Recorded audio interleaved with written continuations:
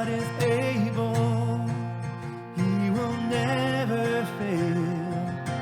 He is Almighty God, greater than all we seek, greater than all we ask. He has done great things. Lift it up. He defeated the grave, raised to life. Our God is able. In His name we overcome. For the Lord our God is able.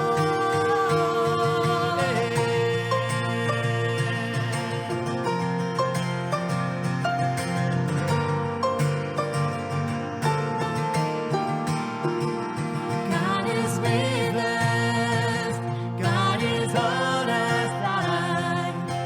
He will make a way. Far above all we know, far above all we hope. He has done great things. Lift it up.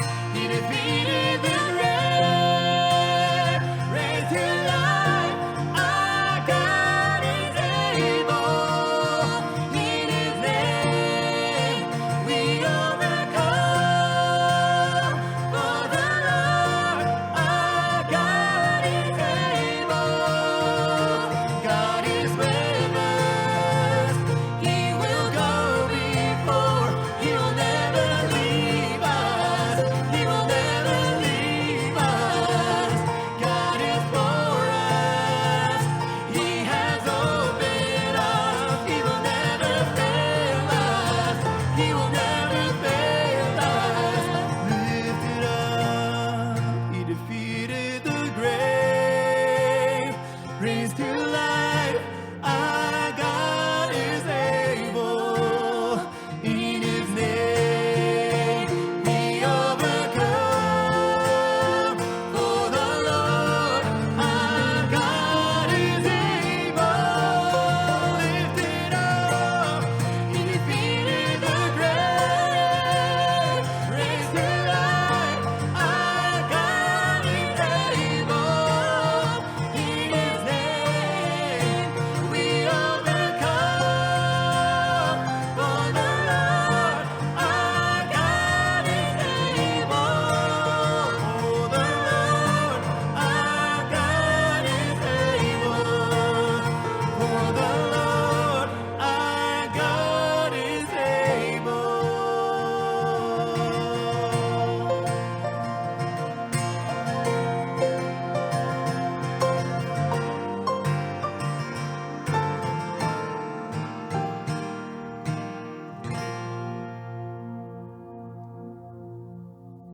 안녕하세요. 그레이스 포인트 교회 온라인 예배에 오신 여러분을 환영합니다. 저는 저희 교회 대학부에서 섬기고 있는 김샛별입니다. 네, 안녕하세요. 김영재입니다. 안녕하세요. 박창환입니다. 여러분 모두 반갑습니다. 이제 2021년도 벌써 1월 중순이죠? 네, 그렇습니다. 근데 이제 코비드 때문에 집에서만 계속 있다 보니까 2021년이 뭐 저번 연도랑 별로 다를 게 없어 보이네요. 그러니까 이게 뭔가 리듬이 깨진 것 같은 느낌이라고나 할까요? 그러니까 제가 그래서 궁금한 게 보통 새해 초에 새해 결심들을 하잖아요. 혹시 이번 연도에는 그 2021년을 생각하시면서 맺으신 그런 새해 결심 같은 게 있으신지? 아, 네, 저는 없습니다. 그런 스타일이 아니라서. 네, 아, 그렇군요. 하나도 네. 없어요? 네, 네, 감사합니다. 네, 네, 네. 네, 그러면 제가 여쭤봤으니까 제 새 결심은 더 그 성경 말씀을 암송하려고 하는데요. 그러니까 제가 크리스마스 때 친구 집에서 한 3주간을 머물렀는데요. 그러니까 거기 사는 친구가 성경을 통째로 외우더라고요. 그러니까 보통 사람들이 그 구절들을 외우시잖아요.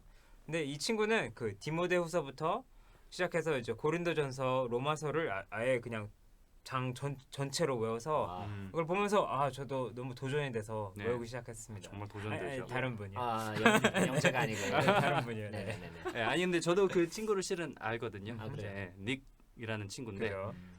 설마 했어요. 근데 보니까 디모데후서, 로마서, 갈라디아서 다 외우고 다 있더라고요. 외워요. 그래가지고 미쳤다.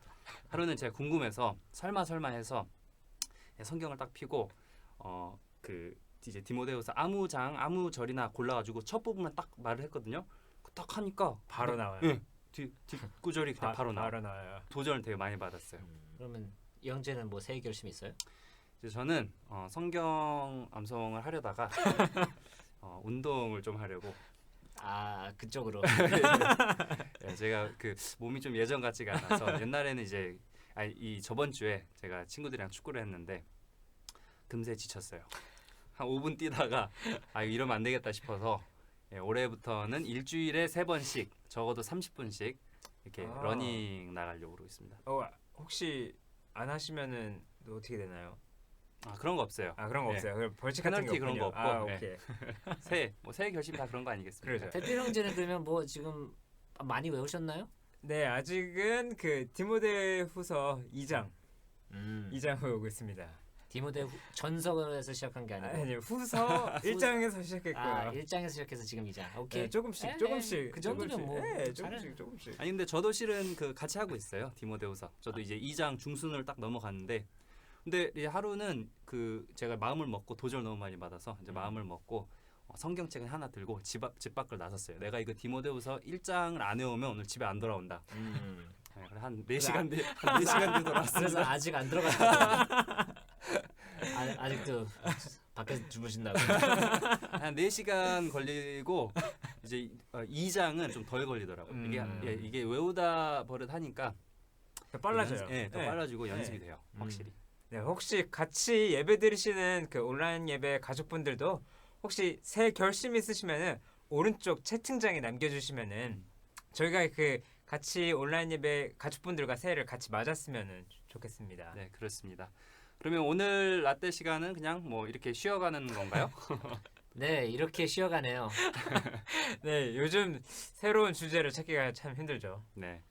그래서 저희가 저번 주에는 정수균 형제와 이제 인터뷰를 했었죠. 자, 앞으로는 이렇게 여러 형제 자매분들의 이야기도 같이 듣는 그런 시간이 많았으면 좋겠습니다. 이제 맨날 저희 남정네 셋이 이렇게 하니까 좀 칙칙하지 않습니까? 칙칙하죠. 네. 그래서 혼자 이렇게 밝게 입고 오셨나요? 예, 오늘 저희 코디가 좀 안 맞았죠. 네. 양해해 주시길 바랍니다. 네, 그렇습니다. 예, 여러분도 기대 많이 해주시고요. 오늘은 이 정도로 할까요? 네, 오늘도 김철원 전도사님께서 말씀을 전해 주실 텐데 많은 은혜의 시간이 되시길 바랍니다. 안녕하세요 여러분, 반갑습니다. 지난주에도 우리 박찬 형제님이 좋은 관증과 은혜로 말씀 전해주셨고 지난 몇 주 동안 저희들이 이제 크리스마스 또 특별 예배들이 있었고 또 다른 우리 형제님들이 또 간증 겸 설교를 해주셔가지고 저희 마가복음을 좀 오래 쉬었는데 이제 오늘부터 이제 새해를 맞아서 또 마가복음 8장부터 해서 계속해서 저희들이 공부를 하도록 하겠습니다. 오늘 8장 1절부터 13절까지 말씀을 보겠습니다. 제가 본문을 읽겠습니다. 그 무렵에 또 큰 무리가 있어 먹을 것이 없는지라 예수께서 제자들을 불러 이르시되 내가 무리를 불쌍히 여기노라. 그들이 나와 함께 있은지 이미 사흘이 지났으나 먹을 것이 없도다. 만일 내가 그들을 굶겨 집으로 보내면 길에서 기진하리라. 그 중에는 멀리서 온 사람들도 있느니라. 제자들이 대답하되 이 광야 어디서 떡을 얻어 이 사람들로 배부르게 할 수 있으리이까. 예수께서 물으시되 너희에게 떡 몇 개나 있느냐. 이르되 7이로소이다 하거늘 예수께서 무리를 명하여 땅에 앉게 하시고 떡 7개를 가지사 축사하시고 떼어 제자들에게 주어 나누어 주게 하시니 제자들이 무리에게 나누어 주더라. 또 작은 생선 2마리가 있는지라 이에 축복하시고 명하사 이것도 나누어 주게 하시니 배불리 먹고 남은 조각 7광주리를 거두었으며 사람은 약 4,000명이었더라. 예수께서 그들을 흩어 보내시고 곧 제자들과 함께 배에 오르사 달마누다 지방으로 가시니라. 바리새인들이 나와서 예수를 힐난하며 그를 시험하여 하늘로부터 오는 표적을 구하거늘 예수께서 마음속으로 깊이 탄식하시며 이르시되 어찌하여 이 세대가 표적을 구하느냐. 내가 진실로 너희에게 이르노니 이 세대에 표적을 주지 아니하리라 하시고 그들을 떠나 다시 배에 올라 건너편으로 가시니라. 오늘 말씀 보면은 저희들이 앞장에서 본 오병이어의 기적과 굉장히 비슷한 기적이 나옵니다. 근데 오병이어의 기적, 떡 5개와 물고기 2마리를 예수님께서 남자만 5,000명을 먹이신 기적은 이 유대 지역, 갈릴리 호수의 그 서쪽 지역인 유대 지역에서 일어난 사건이고 칠병이어라고 그러죠. 떡 7개와 물고기 한 2마리로 남자만 4,000명 먹인 사건은 갈릴리 호수 동쪽에서 일어난 이방인 지역에서 일어난 사건입니다. 그래서 저희들이 이 사건을 이제 같이 이렇게 좀 자세히 살펴보도록 하겠습니다. 처음에 보면 그 무렵에 또 큰 무리가 있어 먹을 것이 없는지라 예수께서 제자들을 불러 이르시되 내가 무리를 불쌍히 여기노라 그들이 나와 함께 있은지 이미 사흘이 지났으나 먹을 것이 없도다. 만일 내가 그들을 굶겨 집으로 보내면 길에서 기진하리라. 그 중에는 멀리서 온 사람들도 있느니라. 여기서 보시면 예수님께서 유대인들이나 이방인들이나 다 똑같이 그 사람들의 필요를 채워주시려고 하시는 그 불쌍히 여기시는 마음을 보여주시는 것을 볼 수 있습니다. 여기 본문에 보면 내가 무리를 불쌍히 여기노라 그랬죠.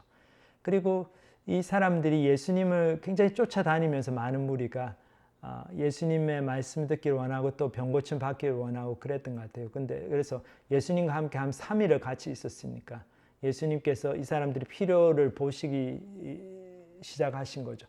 이 사람들이 갖고 온 도시락도 다 까먹었을 것 같고 이제 집으로 돌려 그냥 보내면은 집에 가다가 배가 고파가지고 다 기절하고 뭐 쓰러지고 그러면 큰일 나지. 그러니까 우리가 좀 먹을 것을 줘야 되겠다. 그리고 이 사람들 중에는 멀리서 온 사람도 있다. 예수님께서 얼마나 유대인들도 아니고 이방인들이었지만은 이 사람들의 필요를 섬세하게 살피시고 불쌍히 여기시나 그것을 볼 수 있습니다. 하나님께서 인류를 불쌍히 여기시는 마음이 있었기 때문에 그의 아들 예수님을 그렇게 보내주셨죠. 그런 놀라운 하나님의 사랑. 이 사랑은 정말 불쌍히 여기는 사랑입니다. 예수님께서 친히 또 그런 이제 모습을 보여주시고 예수님의 그 오병이어의 기적과 칠병이어의 기적도 이것이 뭐 예수님께서 뭐 얼마나 대단하신 분인지 자랑하려고 메시아의 그 능력을 파워를 보여주려고 일부러 하신 게 아니죠. 이것들이 다 그 없는 사람들 하루 벌어 하루 먹는 사람들이 예수님 쫓아오느라고 먹을 것도 없고 배가 고프게 된 사람들에게 대해서 예수님께서 불쌍히 여기셔가지고 이렇게 행하신 놀라운 기적이죠. 근데 참 재밌는 것이 이 제자들의 반응은 좀 달랐어요. 제자들은 굉장히 상식적인 반응을 보입니다. 여기 보면 제자들이 대답하되 이 광야 어디서 떡을 얻어 이 사람들을 배부르게 할 수 있으리까? 예수께서 물으시되 너희에게 떡 몇 개나 있느냐? 이르되 7이로소이다 하거늘. 제자들이 굉장히 상식적인 선에서 예수님 무슨 말도 안 되는 말씀하십니까? 하고 이렇게 반응을 보입니다. 근데 저희들이 좀 납득이 좀 안 되는 부분이 있죠. 이 제자들이 얼마 전에 광야에서 저쪽 갈릴리 호수 서쪽에서 오병이어의 기적을 함께 체험했는데 왜 또 이런 말을 할까 여기서. 근데 저희들이 가만히 생각해 보면은 사실 제자들이 보인 반응이 보통 저희들이 생활을 하면서 또 신앙생활을 하면서 보이는 반응과 크게 다르지 않습니다. 저희가 한번 하나님의 은혜를 놀랍게 좀 기적적으로 체험했다고 해서 그것이 계속 우리의 믿음을 지탱해주고 그래서 우리가 그 다음에도 그냥 너무나 쉽게 믿음을 발휘하고 하나님 신뢰하고 그렇게 되는 게 아니죠. 왜냐하면 우리가 매일같이 살아가는 삶에서 상식적인 사고를 하고 상식이 통하는 합리적인 사고가 통하는 그런 사회에서 우리가 살고 있기 때문에 우리 하나님의 기적이라고 하는 건 특별할 때 한 번씩 나타나는 거지 매일같이 뭐 하나님께서 기적적으로 뭐 먹여주시는 것도 아니고 우리 다 나가서 밖에서 일해야 되고 또 그래야 먹고 살고 그렇잖아요. 그렇기 때문에 하나님께 한번 놀랍게 은혜를 경험했다고 해서 우리의 마음이 확 바뀌어가지고 믿음이 확 자라가지고 그 믿음이 계속 유지가 되고 그런 게 아닙니다. 우리가 그렇게 하나님께서 일하신 사건을 기억하고 그 사건을 통해서 하나님을 더 알게 되고 하나님에 관한 바른 지식을 쌓이고 그 바른 지식을 토대로 해서 우리가 계속 믿음을 발휘하고 그 다음에 또 힘든 상황이 처했을 때도 하나님의 약속을 믿고 또 믿음의 발자국을 내딛고 해야지 믿음이 자라죠. 그런데 여기서 제자들이 반응해서 보듯이 우리도 별 생각을 안 하고 또 이제 일상으로 돌아가서 상식적으로 살게 되면은 그 다음번에 비슷한 일이 생겼을 때 또 옛날처럼 불신의 반응을 이제 보이기가 아주 쉽습니다. 그래서 예수님께서 뭐 그렇게 화도 안 내셨어요. 이렇게 어쩜 너희가 이렇게 믿음이 없느냐 그러지 않고 질문을 하나 하시죠. 너희에게 떡 몇 개나 있느냐 그런 얘기를 하십니다. 제자들 7이로소이다 그렇게 대답하고 그러니까 예수님께서 항상 우리에게 무엇이 있는지를 물어보세요. 하나님은 항상 우리와 함께 일하기를 원하십니다. 우리의 순종을 통해서 일하기를 원하시고, 그래서 예수님께서 동정녀의 몸을 통해 탄생하신 것도 마리아와 요셉의 순종이 있었기 때문에 가능한 거죠. 저희가 그 크리스마스 메시지 때도 봤지만, 그것처럼 예수님께서는 당신의 제자들이 자기들이 갖고 있는 것을 믿음으로 얼마 안 되는 거지만 예수님께서 뭔가 하실 수 있을 거다 하고 그걸 내어놓기를 원하셨어요. 그렇게 내어놓을 때에 예수님께서 놀라운 기적을 행하셨습니다. 그게 왜 이렇습니까?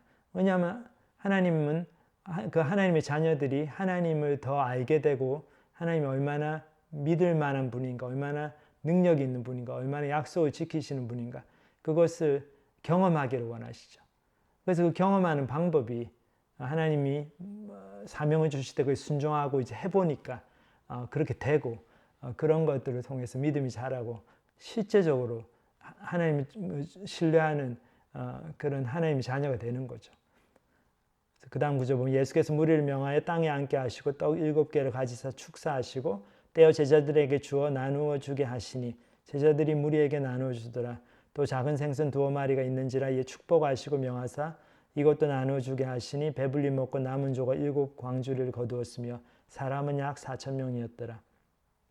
그러니까 그 내어놓은 떡 7개와 또 생선 2마리로 예수님께서 그거를 축복하시고, 이거 조금밖에 없네, 이거 가지고는 안 되지, 그렇게 안 하시고 그것을 축복하시고 배가를 하시죠. 너무나 은혜가 되는 말씀입니다. 우리가 가진 거 얼마 안 되더라도, 우리가 나이가 많으나 적으나 뭐 많이 배웠으나 못 배웠으나 우리에게 조금이라도 있는 것이 있으면, 우리가 기도할 수 있는 힘이 있으면 그 기도를 하고 또 조금이라도 나가서 하나님의 사랑을 전할 수 있는 그런 건강이 되고 힘이 있으면, 바쁘지만은 또 우리 학생들이나 우리 젊은 청년들 같은 시간을 내어서 주님을 조금이라도 섬기면 그것을 통해서 하나님께서는 구원의 역사를 이루어 가시는 거죠. 또 그것을 통해서 저희들의 믿음이 자라고 하나님을 경험하게 되고 그렇게 됩니다. 그래서 이렇게 축사하시고 떼어주고 나눠주시니까 놀랍게 이 남자만 4,000명, 뭐 여자 아이들과 합치면 10,000명이 넘었겠죠. 다 배불리 먹고 또 이렇게 많이 남았습니다. 남은 조각 모아보니까 7광주리를 채웠다 그랬어요. 근데 참 재밌는 게 오병이어 기적 때도 부스러기 남은 거 얘기가 나오고 여기 7병이어 때도 남은 거 얘기가 나오잖아요. 제가 항상 궁금했어요. 왜 이렇게 하나님의 기적은 leftover 남기시나. 옛날에 누가 우스갯소리로 옛날에 삼국지인가요? 그 고우영 그 만화 삼국지에 보면은 조조가 막 예수님 얘기하면서 예수는 실력이 부족해가지고 딱 4,000명, 5,000명을 제대로 먹이지 못하고 그렇게 많이 남겼지만 자기는 딱 이론 수대로 먹이고 하나도 안 남도록 확실하게 딱 필요한 만큼만 뭐 먹이겠다, 뭐 그런 농담이 나오는데, 예수님께서 계산을 잘 못하셔가지고 남은 게 있는 게 아니죠. 이건 굉장히 의도적인 하나님의 역사입니다. 그래서 오병이어 때 남은 조각으로 12바구니를 채웠다. 그런데 12이라는 숫자는 이제 학자들이 생각하기를 이스라엘 12지파를 상징하는 거죠. 그래서 하나님의 구원의 은혜가 이스라엘 백성들에게 차고 넘치도록 임한다는 거죠. 남은 게 12바구니를 채웠다는 거죠.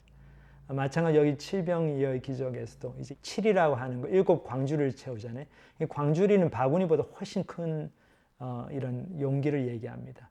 그래서 7이란 또 숫자는 또 하나님의 완전수이고, 그래서 하나님의 구원 계획이 이방인들에게 구원의 은혜가 전파됨으로써 완전히 완성될 거를 예시적으로 보여주는 그런 하나님의 역사인 거죠.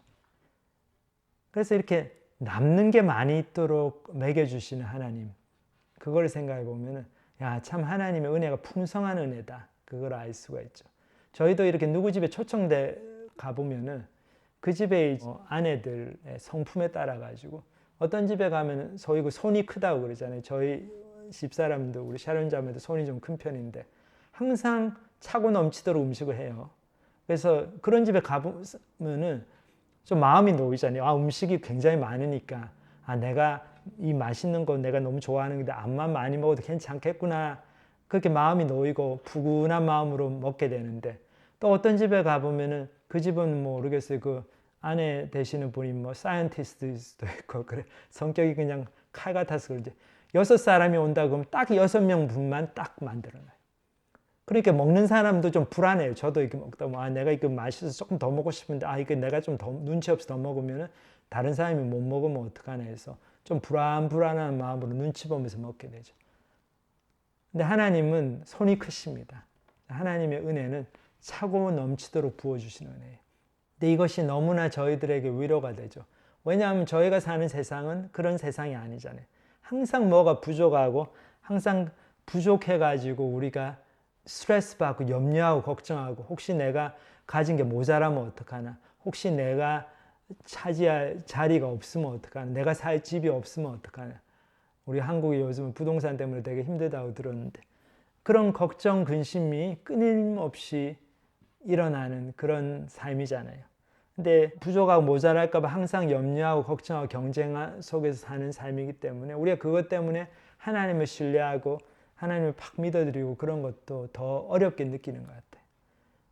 그래서 시간도 보면은 항상 시간이 부족한 것 같고 남보다 내가 뭐 남이 이만큼 일할 때 내가 더 적게 일하면 뒤처지는 것 같고 여기 그림에 나오죠. 모래시계처럼 시간은 계속 가는데 우리가 인생이 짧고 우리에게 주어진 시간이 얼마 안 된다는 걸 다 알죠. 그러니까 항상 바쁩니다, 마음이. 그래서 엘리베이터가 막 닫히는데 그 닫히는 엘리베이터를 보고 그냥 저도 모르게 막 뛰어가게 되죠. 거기 쑥 들어가 보려고. 그래서 그 열심히 가서 간신히 타면 기분이 좋죠. 시간 좀 벌었네. 심리적으로 저희가 그렇게 시간에 쫓기는 삶을 살고 있다는 걸 보여주는 거죠.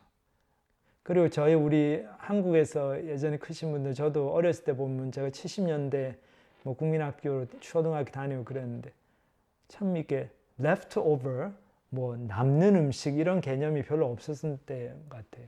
그래서 저희 집도 오랫동안 냉장고가 없었는데도 거의 불편하지가 않았어요. 여름에 잠깐 날이 엄청 더울 때 그때는 얼음 가게 가가지고 얼음 사가지고 아이스박스에 넣어가지고 뭐 수박도 차게 하고 좀 그런 김치 같은 것도 넣어놓고 그렇지만은 웬만한 다른 계절에는 냉장고가 필요 없는 게 뭐 이렇게 저장할 음식이 없었어요. 남은 음식이. 딱 그날 시장 봐오면 딱 그걸로 먹는데 이렇게 식사할 때 항상 좀 저녁 식사가 익사이링한 거예요. 왜냐하면 딱 메인 디시고 좀 맛있는 거는 딱 그거밖에 없거든요. 제한적으로 있는데 이게 보통 평균적으로 제가 밥을 한 3분의 2쯤 먹게 됐을 때 3분의 2쯤 끝냈을 때에 제일 맛있는 음식들이 다 없어져요. 그렇기 때문에 빨리 움직여야 되고 우리 형하고 저하고 또 다른 식구들하고 항상 알게 모르게 경쟁이 있죠.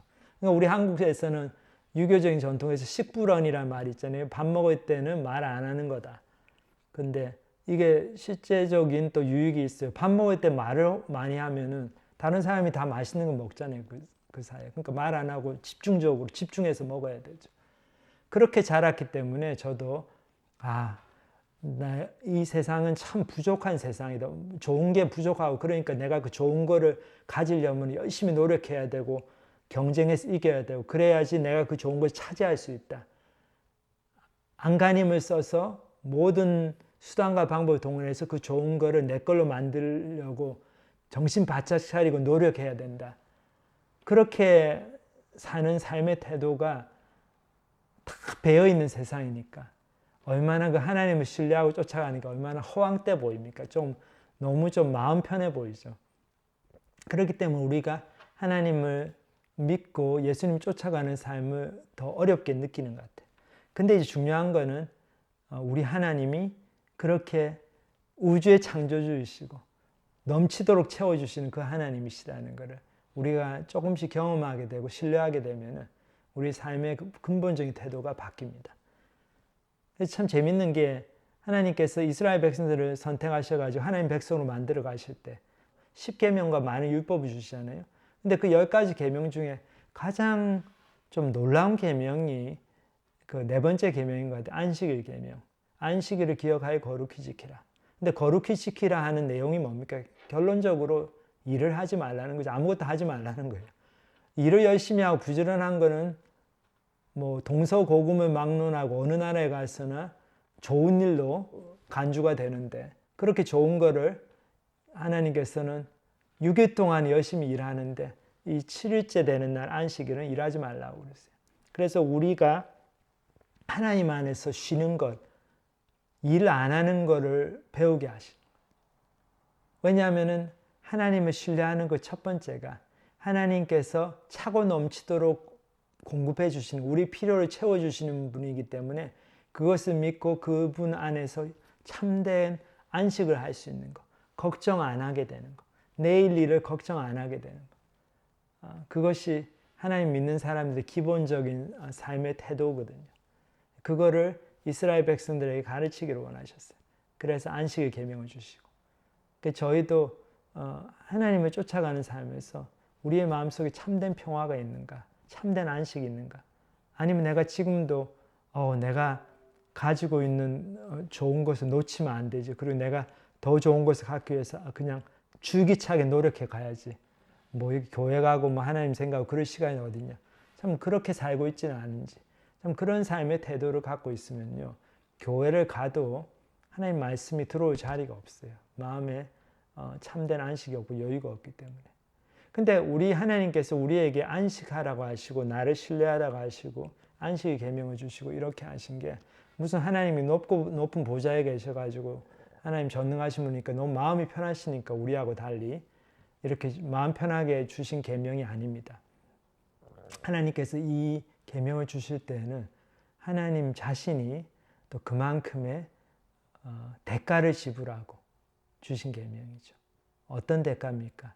하나님의 하나밖에 없는 아들을 이 땅에 보내셔가지고 정말 밑바닥 인생, 우리가 제일 걱정하고 염려하는, 그렇게 될까봐 너무 염려하는 그 바닥 인생을 살게 하셨죠. 그래서 예수님의 탄생을 저희가 봐도 얼마나 흙수저로 태어나셨습니까?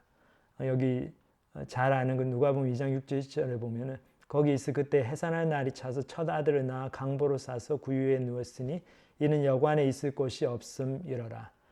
예수님 부모님이 마리아와 요셉이 좀 돈이 좀 많았으면, 그저 빽이 좀 좋았으면 뭐 여관 주인이 자기 안방이라도 내줬겠죠. 뭐 돈 따따블로 준다고 그러고 내가 뭐 여기 로마 황제하고 좀 빽이 있는데 뭐 그런 얘기하면은 다 방을 얻어주죠. 근데 돈도 없고 빽도 없으니까 방을 못 구한 거죠. 그래서 예수님은 그렇게 흙수저로 태어나셨어요. 그래서 이 말과 소들이 밥 먹는 그 밥통에 그 동물들의 먹이통을 침대 삼아서 태어나신 예수님. 그리고 그 뒤로도 30년 이상은 몫으로, 가난한 몫으로 정말 바닥 인생, 흙수저 인생을 사신 예수님이지만은 예수님은 당신의 사명을 종국에는 이루셨죠. 십자가에서 죽으시고 고난당하시고 그 삶 전체가 고난이었죠. 하나님의 아들이 그렇게 흙수저로 사는 것 자체가 얼마나 고난입니까? 근데 그 고난을 다 치르시면서 우리에게 놀라운 구원의 길을 열어주시고 우리에게 놀랍고 놀라운 새로운 약속과 소망을 주셨죠. 여기 요한복음 14장에도 보면 너희는 마음에 근심하지 말라. 하나님을 믿으니 또 나를 믿으라. 내 아버지 집에 거할 곳이 많도다. 그랬어요. 우리는 이 세상을 살면서 좋은 것을 놓칠까 봐, 내 자리가 없을까 봐 이렇게 막 움켜쥐고 안달복달하고 살아야 될 것 같았는데 예수님 말씀은 염려하지 말라. 내 아버지 집에 거할 곳이 많도다. 그러니까 너무 염려 안 해도 된다. 있을 곳 많다. 내가 풍성한 삶을 준비하고 있다. 그런 약속을 주십니다. 제가 고3 때 이 말씀을 보면서 얼마나 은혜를 받았는지 모르겠어요. 참 그때 좀 마음이 좀 불안할 때도 있고 대학 입시가 다가오는데 내가 들어갈 대학교 그 자리가 있을까? 그 대학에 내가 붙을 수 있을까? 그런 염려가 늘 있죠. 근데 여기 보면 예수님께서 마음에 근심하지 말라. 내 아버지 집에 거할 곳이 많도다. 철현아, 네가 뭐 대학을 떨어지더라도 너무 낙심 안 해도 된다. 내 아버지 집에 거할 곳이 많아. 너를 위한 방이 있다는 거죠. 얼마나 위로가 되든지. 그래서 제가 큰 마음에 걱정 없이 그냥 1년 동안 공부에 집중할 수 있었던 것 같습니다. 이 말씀 때문에, 이 약속의 말씀 때문에. 그래서 이렇게 영원한 생명, 참된 풍성한 삶을 주러 오신 예수님이기 때문에 이렇게 칠병이의 기적, 사람들이 물론 배가 고파가 예수님이 불쌍히 여기는 마음으로 그들의 필요를 채워주셨지만 이 기적에 매이질 않으셨어요. 생각해 보세요. 이런 기적은 예수님께서 한 서너 번만 더 하셨으면 이건 완전히 뭐 로마 황제가 되시죠, 예수님이. 뭐 이런 분을 대통령으로 안 뽑겠습니까? 왕으로 안 모시고. 왜냐하면 모든 사람들이 경제 문제가 그냥 해결이 되는데. 근데 예수님은 이런 기적들을 행하시는 거를 굉장히 조심하셨어요. 왜냐하면 사람들이 그렇게 오해할까 봐 자기에 대해서. 그래서 여기 보면 어떻습니까? 금방 사람들을 흩어보내시죠. 본문에 보면 예수께서 그들을 흩어보내시고 그 제자들과 함께 배에 오르사 달마누다 지방으로 가시니라. 예수님은 사람들이 예수님이 자기들 밥 먹여주는 그런 왕으로 오셨다고 오해를 하지 않기를 원하셨어요. 그렇기 때문에 떠나십니다. 마찬가지로 저희도 밥 먹고 사는 문제가 중요하지만은 참 그 문제만 가지고 안달복달하면서 예수님께 그것만 가지고 기도하고 그 문제 때문에만 예수님께 나오고 이런 분들은 참 예수님을 너무나 오해를 하는 거고 하나님과의 참된 관계를 맺질 못합니다. 그렇기 때문에 저희가 정말 예수님이 주시고자 하는 영원한 생명, 구원, 그리고 하나님 안에서의 참된 풍성한 삶, 그것에 관심을 가지고 그것이 무엇인가 저희들이 찾는 그런 사람들이 되어야 되겠습니다. 그래서 예수님께서 반대쪽 갈릴리 호수 서쪽으로 오셨어요. 유대 지역으로 오시니까 이 바리새인들이 금방 또 나옵니다. 이 바리새인들이 예수님 많이 쫓아다녔던 것 같아요. 관심은 있었으니까. 근데 이 사람들이 예수님과 보낸 시간은 참 안타까운 시간들이었어요. 여기 본문에 보듯이 바리새인들이 나와서 예수를 힐난하며 그를 시험하여 하늘로부터 오는 표적을 구하거늘 예수께서 마음속으로 깊이 탄식하시며 이르시되 어찌하여 이 세대가 표적을 구하느냐 내가 진실로 너희에게 이르노니 이 세대에 표적을 주지 아니하리라 하시고 그들을 떠나 다시 배에 올라 건너편으로 가시니라. 유대 종교 지도자들이었던 바리새인들은 자기들이 생각하는 하나님의 메시아가 있었어요. 그러니까 메시아가 오면은 이런 기적들을 보여줄 것이다 하는 자기들 나름대로 생각했었어요. 좀 이렇게 굉장히 광대하고 스케일이 크고 막 하늘에서 막 이렇게 모르겠어 해와 달이 막 만나고 난리를 치고 막 그런 좀 전 세계적인 우주적인 기적을 하나님의 아들이 보여주실 것이다. 근데 예수 양반이 이 사람 능력은 좀 있는 것 같은데 당신이 정말 하나님의 아들이면 우리가 가르치고 우리가 기대하던 그런 기적을 보여달라. 그렇게 예수님께 계속 요구를 하죠. 근데 예수님의 대답은 어떻습니까? 너희가 잘못됐다는 거야. 나는 그런 기적을 보여주러 온 게 아니고 내가 하는 기적을 보고 너희가 너희 생각을 바꾸라는 거죠. 하나님의 아들이 오셔가지고 그렇게 뭐 하늘에서 뭐 우주적인 쇼를 벌이고 그래서 정치적인 권력이 있는 파워 있는 메시아로 오신 게 아니라는 거죠. 예수님의 기적은 전부 다 가난하고 병든 사람들을 불쌍히 여기시는 하나님의 마음을 보여주는 치료의 기적이고 그 사람들의 필요를 채워주시는 그런 기적이었죠. 바리새인들이 생각하는 기적과는 전혀 상관이 없었어요.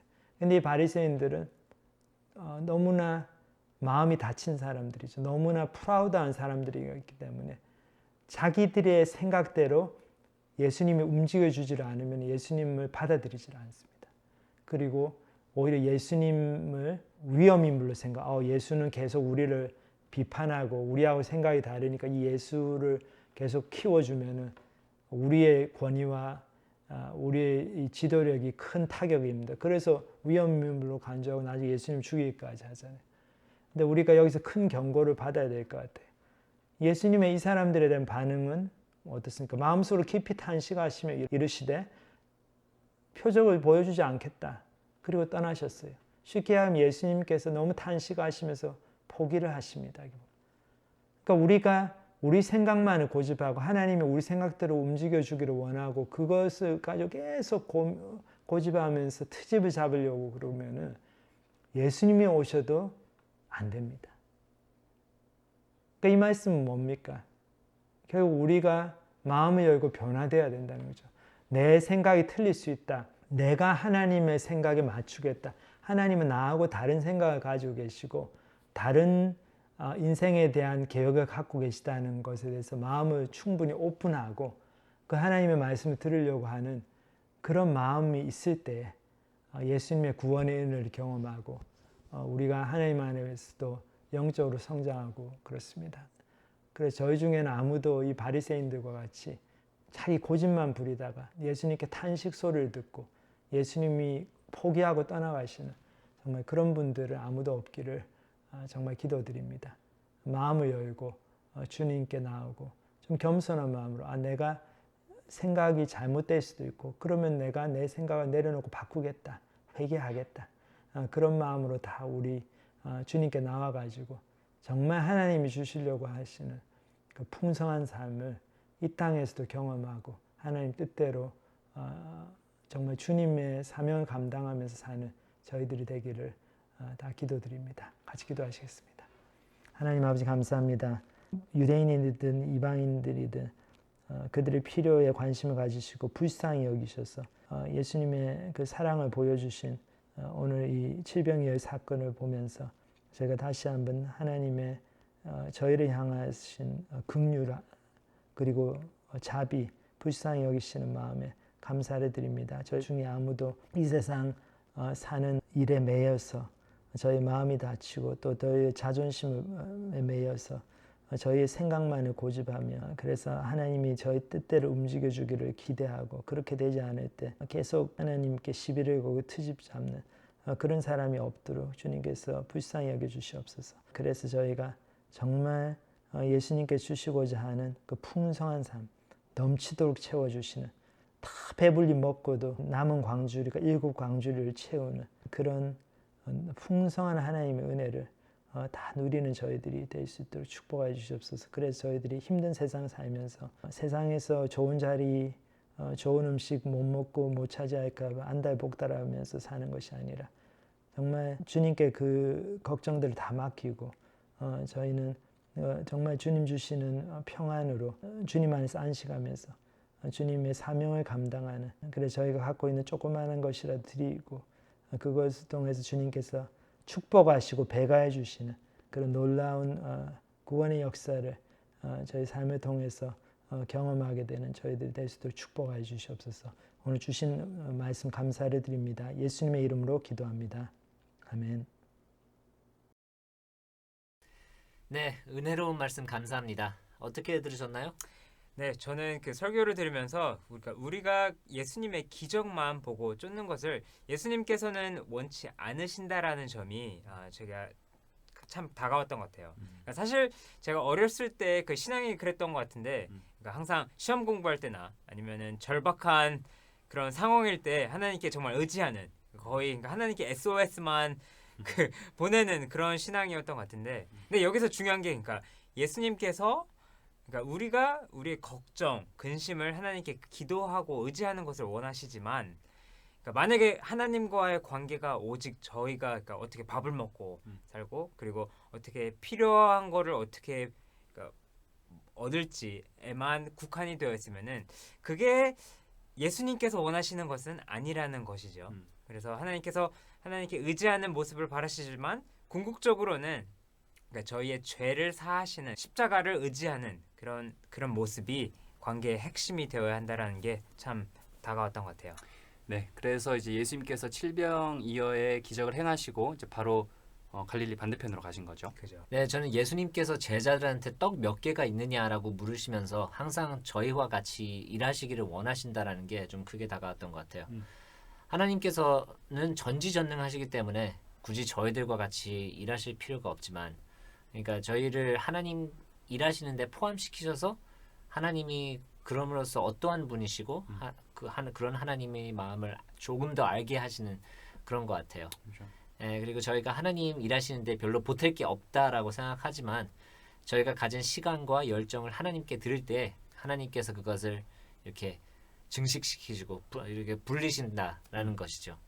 네, 이제 사실은 저희도 이러한 그 기적의 역사를 온라인 예배를 통해서 경험했죠. 제가 처음에 이 코로나 바이러스가 발병했을 때 이제 우리가 할 수 있는 게 무엇이 있을까라고 생각을 했는데 그래도 제가 가지고 있는 것 이렇게 한국말 조금 할 줄 아는 것과 제가 가지고 있는 시간 이렇게 조금 하나님께 드리니까 지금 벌써 6개월, 7개월째인데 같이 이제 매주 같이 모여서 예배 드리시는 분이 한 40명, 50명은 되는 것 같아요. 매주 와, 이제 네. 토요일하고 일요일 같이 합치면 그래서 제가 가진 거 조금밖에 없지만 하나님께 드리니까 또 이렇게 멀티플라이 해주셨죠. 그래서 되게 감사하게 생각하고 있습니다. 네, 2021년도에도 그러니까 하나님께서 어떻게 저희의 칠병이어를 불어나게 하시면서 역사하실지 기대가 되는 것 같습니다. 네, 그러면 이번 주에는 여기서 마무리를 할까요? 그러면 다음 주에도 같은 시간 같은 인터넷 주소에서 뵙겠습니다. 감사합니다. 감사합니다.